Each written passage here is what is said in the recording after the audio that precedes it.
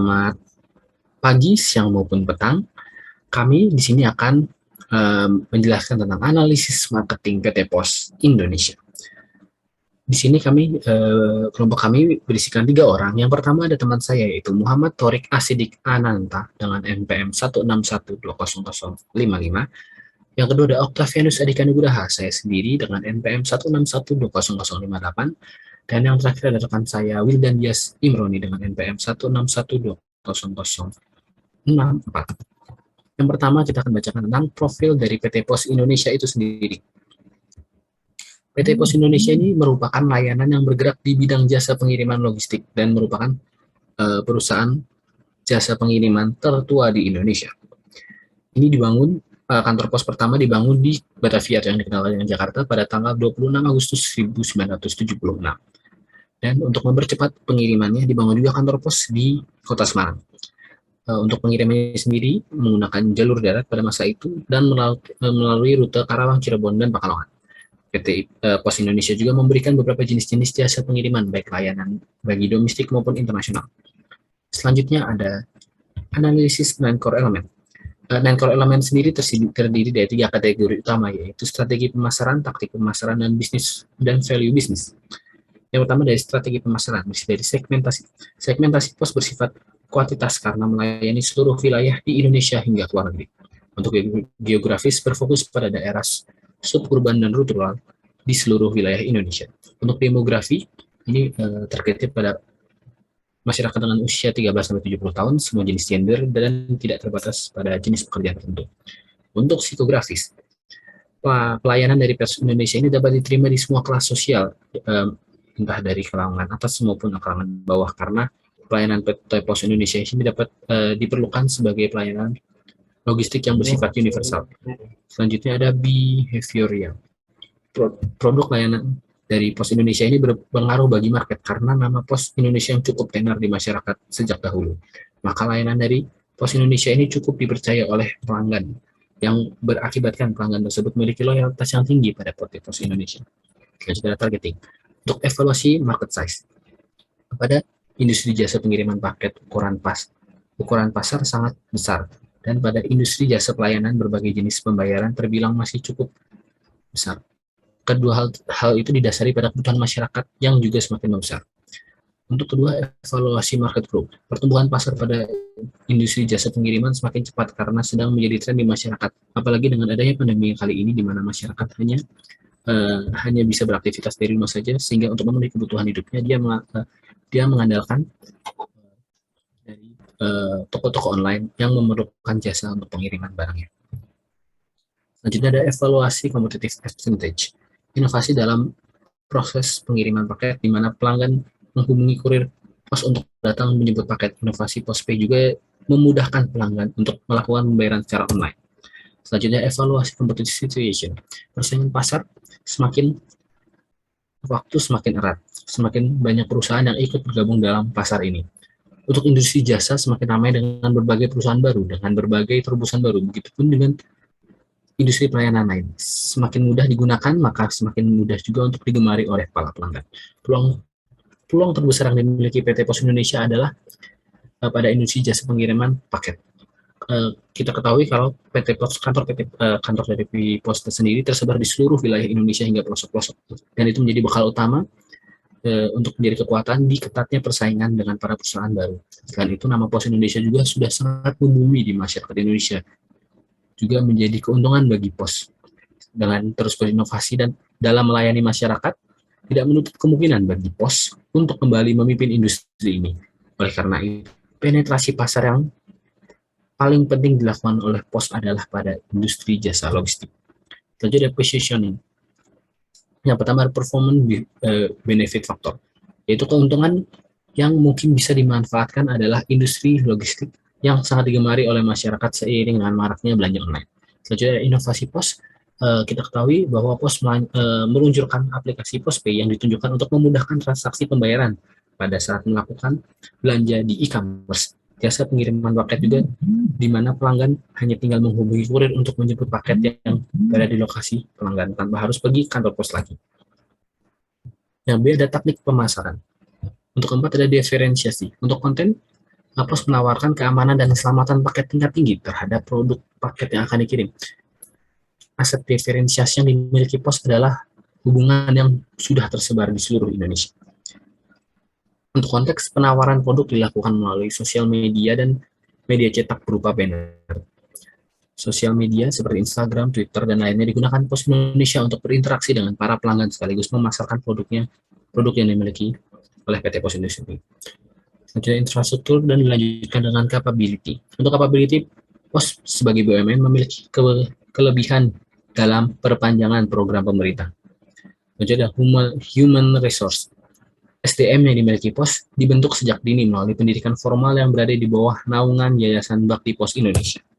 Selanjutnya akan dijelaskan oleh teman saya yaitu Wildan Dias Imron. Dipersilakan.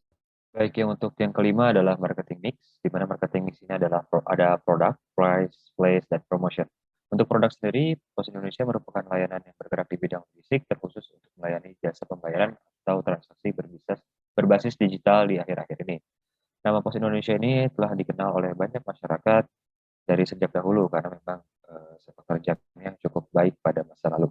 Lalu selanjutnya ada price. Di price ini ada functional benefit. Produk yang ditawarkan memenuhi kebutuhan pelanggan untuk jasa pengiriman paket yang dikirim sampai dengan tepat waktu dalam kondisi yang baik. Selanjutnya ada emotional benefit. Produk yang ditawarkan memuaskan pelanggan dan paket yang dikirimkan aman sampai tujuan. Selanjutnya ada change market dengan perubahan-perubahan pasar yang lebih meningkatkan pada teknologi yang semakin maju. Berbagai transaksi bisa dilakukan pada satu aplikasi dan pelanggan juga bisa memantau lokasi paket yang akan dikirim maupun dipesan. Selanjutnya ada company cost, yaitu biaya yang dikeluarkan oleh perusahaan lebih kepada pengembangan aplikasi dan biaya kerjasama dengan perusahaan lain yang terkait dengan aplikasi yang sama. Selanjutnya di sektor kompetitor, persaingan ada pada posisi siapa yang lebih murah, aman, akses mudah, dan pengiriman lebih cepat, itulah yang menang. Dilanjutkan dengan customer value, pelanggan mendapatkan kemudahan dalam hal akses yang lebih mudah, jaminan keamanan, biaya yang semakin efisien, dan durasi pengiriman yang semakin cepat. Dilanjutkan di sektor place, persebaran kantor pos Indonesia berada di seluruh Indonesia, mulai dari kota hingga ke pedesaan atau daerah. Persebaran ini memudahkan untuk mengakses produk dan layanan yang diberikan oleh pos, khususnya yang berada di daerah di mana tidak terdapat pilihan lain dalam melakukan transaksi dan update informasi yang tidak secepat di kota. Selanjutnya ada promotion. Promosi dominan dilakukan melalui media sosial Pos Indonesia, salah satunya menggunakan media sosial seperti Instagram yang dimiliki oleh Pos. Khusus untuk akun Instagram Pos sudah mendapatkan verified dari pihak Instagram yang artinya sudah mendapatkan pengakuan secara resmi. Yang keenam ada selling. Pelanggan Pos di Indonesia terdiri dari dua, yaitu personal dan korporat. Untuk personal sendiri ini melibatkan perseorangan yang menggunakan atau membeli produk dan jasa yang dimiliki oleh pos. Sedangkan untuk yang korporat melibatkan perusahaan yang menggunakan jasa layanan dan membeli produk pos. Korporat biasanya menjalin kerjasama dengan pos untuk jangka waktu tertentu untuk mengefisiensikan pengeluaran mereka. Selanjutnya di bagian nilai bisnis, yaitu di poin ke-7 ada brand. Di brand sendiri ada brand awareness, warna jingga dan logo burung menjadi ciri khas bagi pos Indonesia sejak dahulu hingga saat ini. Dilanjutkan dengan brand loyalty, tipe pelanggan pos adalah committed buyer. Pelanggan yang sudah sejak dahulu menggunakan jasa pos menyimpan kepercayaan kepada pos. Selain itu karena ada produk yang hanya pos yang memiliki produksi, yang memproduksi yaitu seperti perangko dan berbagai jenis filateli. Selanjutnya yaitu other asset. Aset yang dimiliki oleh Pos Indonesia adalah nama yang sudah sangat akrab dikenal di masyarakat Indonesia. Yang ke-8 ada service. Di service ini ada keandalan. Layanan pengiriman paket masih terbilang lambat. Seringkali ditemui protes dari pelanggan karena paket yang dikirimkan telat padahal memiliki harga yang sangat mahal. Dan selanjutnya ada kepercayaan. Pengalaman bagi pegawai pos yang sudah terbilang cukup dahulu ya, sudah cukup dikenal di masyarakat, maka kurirnya itu sudah memiliki pengalaman dan mengetahui seluk-beluk wilayah yang akan dikirim. Selanjutnya dari sektor tampilan, fasilitas berupa sarana multi-payment saat melakukan transaksi, aplikasi PosPay sebagai terobosan baru pos untuk memudahkan pelanggan dalam melakukan pembayaran, dan seragam jingga yang menjadi ciri khas pos dalam melayani secara langsung pelanggan di terakhir ada sektor ketangkapan. Inovasi pos yang memungkinkan pelanggan menghubungi kurir untuk menjemput paket yang akan dikirim di lokasi pelanggan. Inovasi ini tidak lagi membuat pelanggan harus ke kantor. Yang ke-9 yaitu proses. Di proses ada quality. Pos Indonesia memperlakukan pemeriksaan yang cukup ketat terhadap paket yang akan dikirim. Pos juga memberikan perlakuan khusus bagi jenis barang tertentu, misalnya barang pecah belah, barang berharga, dan barang jenis lainnya. Selanjutnya di bagian cost. Biaya yang dikeluarkan oleh pelanggan semakin kecil karena keberadaan postpay dan juga kurir yang bisa dihubungi untuk mengambil paket yang akan dikirim di lokasi pelanggan. Dan selanjutnya dari sektor delivery, pelayanan diberikan sesuai kebutuhan pelanggan. Untuk pembayaran yang menggunakan postpay, pelanggan perlu menyediakan saldo postpay. Untuk pembayaran yang dilakukan secara langsung di kantor pos, pelanggan perlu menyediakan uang cash dan persyaratan lain seperti halnya nomor seri untuk pajak dan lainnya untuk menunjukkan kepemilikan. Untuk analisis porsi diamond, di sini yang pertama ada dari sektor company. Pos Indonesia merupakan bagian dari BUMN yang mendapatkan subsidi oleh pemerintah sebagai perpanjangan tangan dalam pelaksanaan program teknik oleh pemerintah. Memasarkan berbagai jenis produk dan jasa. Produk yang dipasarkan berupa perangko dan materai. Jasa yang dipasarkan berupa pengiriman paket, penerimaan gaji pensiun, bayar pajak, dan lainnya. Dilanjutkan dengan customer. Keinginan dan kebutuhan pelanggan adalah hal yang instan, tidak berbelit-belit, sehingga dapat menghemat waktu. Selanjutnya untuk customer sendiri, dari pelanggan pos merupakan jenis pelanggan yang loyal sejak dahulu. Seperti yang tadi dibahas, yaitu committed buyer. Sudah menggunakan produk dan jasa pos. Pelanggan pos saat ini adalah pelanggan yang sudah ada pada tataran usia lanjut yang kala itu menikmati produk pos dan jasa pos karena tidak ada pilihan lain. Lalu yang ketiga yaitu change. Teknologi yang semakin maju, semakin berkembang membuat para pemain harus beradaptasi dengan cepat agar bisa menjadi yang terdepan dalam industri logistik. Pandemi yang melanda pada awal 2019 membuat perekonomian dunia tidak dalam kondisi normal.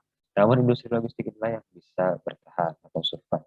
Masyarakat dipaksa beradaptasi dengan aktivitas di rumah masing-masing, mulai dari belajar hingga bekerja. Maka tren pembelajaran e-commerce ini menjadi booming di masyarakat, tanpa harus belanja ke toko konvensional dan melakukan transaksinya secara offline. Lanjutkan dengan yang terakhir yaitu kompetitor. Nilai jual yang dipasarkan oleh industri logistik adalah durasi waktu yang digunakan. Semakin cepat barang sampai, maka akan semakin baik. Beberapa kompetitor seperti JNE, JNT, Secepat, dan masih banyak. Untuk aplikasi POSPay yang diluncurkan POS memiliki kompetitor yaitu seperti OVO, Dana, GoPay, dan lainnya. Sektor ini dinilai juga yang paling valuable dijual, sehingga POS ini harus juga memperhatikan dari sektor tersebut. Selanjutnya akan dilanjutkan oleh saudara saya, Tori. Nah, berikut ilustrasi PDB. Dari ilustrasi berikut kita bisa melihat ada 3 poin utama, yaitu positioning, differentiation, dan brand. Next. Nah, dari 3 hal tersebut, berikut analisisnya. Pertama adalah positioning. Sedari dulu, PT Pos Indonesia memposisikan diri sebagai perusahaan industri logistik yang berada di bawah BUMN itu sendiri.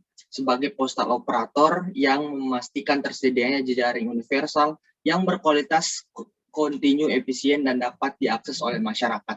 Seiring berjalannya waktu, Pos kini menjadi pemain yang berada di industri logistik yang secara tidak langsung beriringan dengan meningkatnya tren e-commerce yang ada di masyarakat. Selanjutnya ada point differentiation. Ada 2 faktor pembeda yang dimiliki oleh Pos dengan dibandingkan oleh perusahaan lain. Pertama adalah jejaring kantor pos yang tersebar luas di seluruh Indonesia, karena sedari dulu Pos telah beroperasi dan menjadi Pos adalah perusahaan industri logistik pertama yang ada di Indonesia. Kemudian yang kedua adalah jaminan kualitas sumber daya manusia yang terus teregenerasi.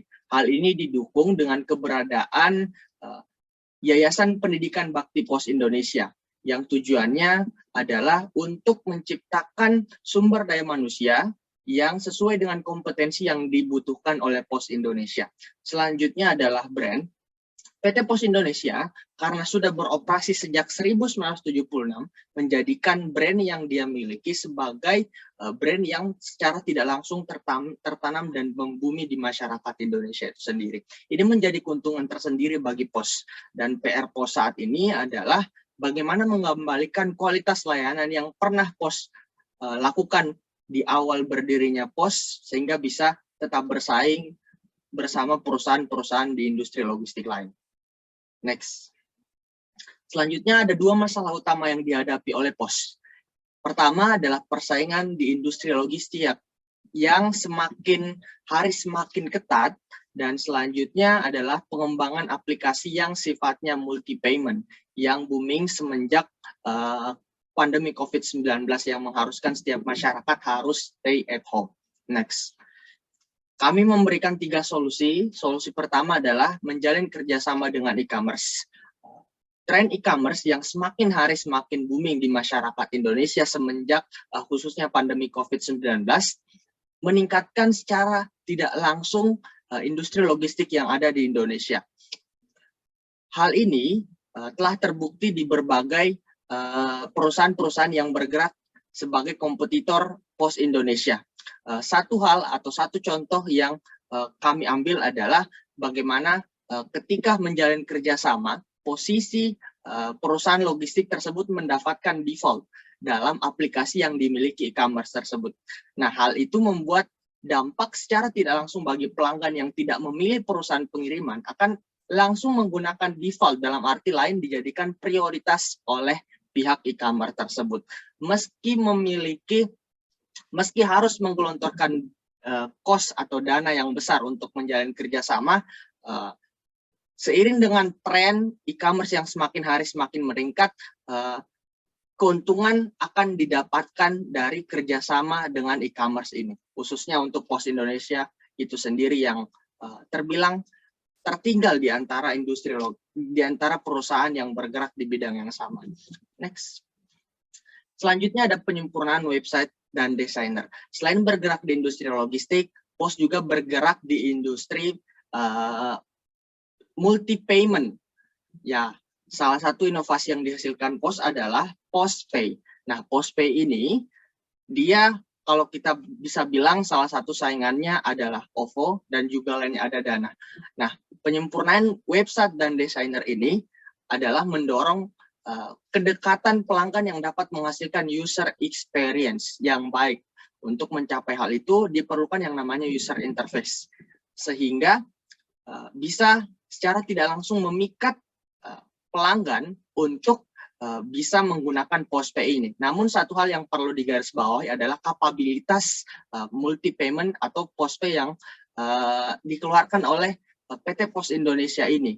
Kapabilitas dalam artian adalah kerjasama yang dijalin oleh Pos Indonesia untuk bisa memenuhi kebutuhan pelanggan di dalam satu aplikasi itu. Nah, di poin yang ketiga dari solusi yang kami berikan adalah bagaimana Pos bisa menjalin kerjasama dengan perusahaan lain agar kapabilitas yang dimiliki oleh PosPay semakin besar, sehingga akan semakin memudahkan para customer untuk memenuhi kebutuhan mereka.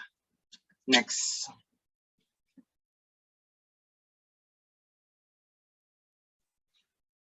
Kesimpulan dan saran. Peristiwa pandemi COVID-19 menjadi awal mula kenaikan tren logistik dan digitalisasi pembayaran yang membuat masyarakat tidak lagi perlu ke lokasi langsung untuk melakukan pembayaran. Di tengah persaingan yang sangat ketat dan berbagai perusahaan logistik, Pos Indonesia sebagai perusahaan yang terbilang sudah sangat lama di industri logistik malah tertinggal dibanding perusahaan pengiriman yang terbilang baru. Untuk tetap bertahan, Pos Indonesia harus terus melakukan inovasi di bidang logistik dan terus mengikuti kemajuan teknologi yang semakin berkembang. Adapun saran dari kami adalah Pos Indonesia harus adaptif dalam menyikapi berbagai perubahan seiring berjalannya waktu. Dengan itu, Pos bisa terus bersaing di industri logistik maupun di inovasi multi payment yang dihasilkan oleh Pos, dan seiring berjalannya waktu Pos bisa kembali memimpin industri di tempat Pos berada.